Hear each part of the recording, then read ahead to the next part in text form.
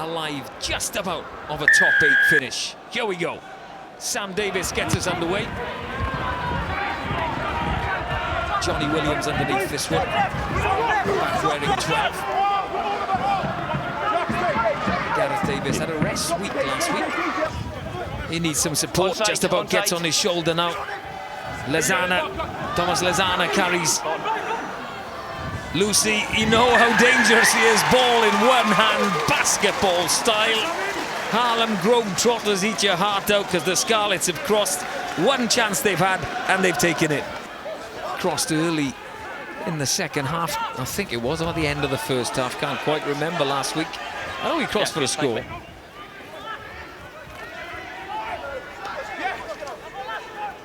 Dragons ball again. Sam Davis. Dixon. Long flat ball out. Makes his way to Rio Dyer. He's got some wheels as the Sens man. Only 3 changes for the Dragons. That shows how happy Dean Ryan and his team were with how everybody performed. But here's Johnny Williams. If he looks up, there's players outside. Potentially should have gone through the hands there. Elias pass behind. Little pop, and again Angus O'Brien hits the gap. Does he fancy going all the way? This will be an absolute nightmare for Ashton Hewitt alongside me.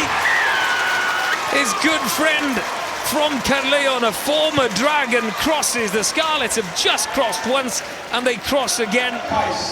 Just opened up for Angus O'Brien there. The question, Ashton Hewitt. Patchell with a conversion attempt. And he's turned that one back in. Successful this time. That's Ryan Elias. Oh, now then. Is that in the process of the tackle? Is it anything more than a penalty? Will they look at it again? Another tough one, isn't it, Ashton, this? It's such a tough one, especially as a winger getting caught on that edge so often. You know, he didn't have vision of the ball and those sorts of things, but, you know, it seems he had a little bit of a glance there, and if there's any 50-50s, I don't think that was one. Joe Davis is on for the Dragons in the second row. Ryan Elias has got his hands on the ball. On comes the secondary shove from the Scarlets. What are they? 3-4 metres out. Told to move. Elias plunges over, crosses for the Scarlets. Third try.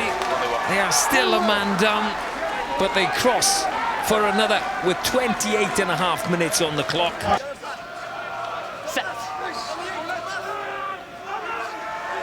Dragons looking for their first point. Wainwright with a pick into traffic. He goes. Dixon stretches, crosses. Good decision from the big man, Jack Dixon. The Scarlets the last few minutes. So I think we're really looking to capitalise on it and gain obviously a little bit more than the 3 points that would be on a plate. Can they take advantage? Wainwright. Dixon gets there. Clean ball again. The pattern resumes. Dragons forwards carrying, Scarlets defending for all it's worth. No, leave it, where's the ball? He never lost the ball. There it is. Carter, Brown with Carter right behind him.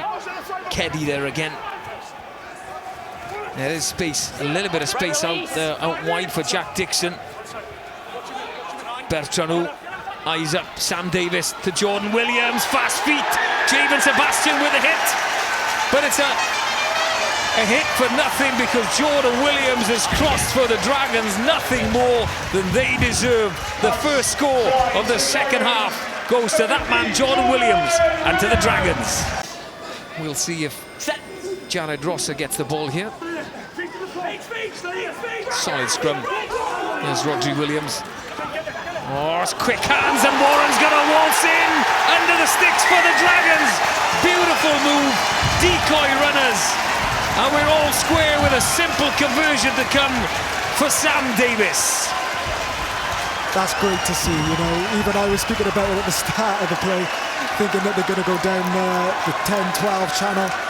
And it looks like that's what Scarlets anticipated as well. Instead, you know, we've taken it a channel wider. But it was still a penalty for the Scarlets from a previous infringement by Elliot D. They're in the corner. Was that an early little shove?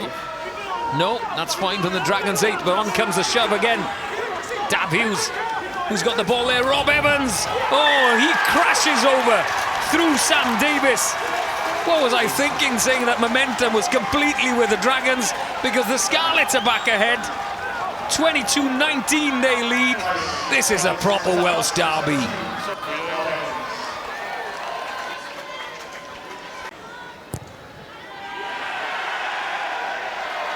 Yes is the answer. There has to be a couple of Scarlets fans. Hardy digs for it.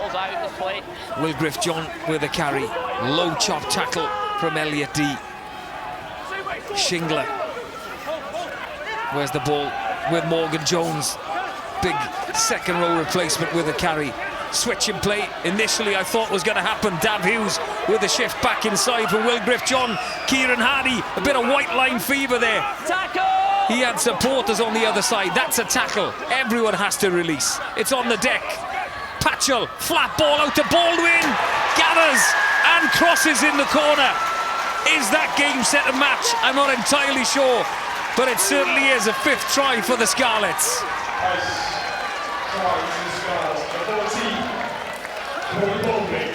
And that's what happens when your backline are all on the same page. They knew exactly what they wanted to do. And we spoke about Rhys Patchell before the game. Now the 10-point lead. Does Rhys Patchell extend it? The answer is yes. Offloads that he always looks for, drawing in more defenders. He's definitely been a danger man for the Scarlets. And he goes again now. Yeah, there he is on the ball again. A big, wiry character, Morgan Jones. With a pick. Is that Sione Kalamafoni there? Short is the call I hear. Everyone release.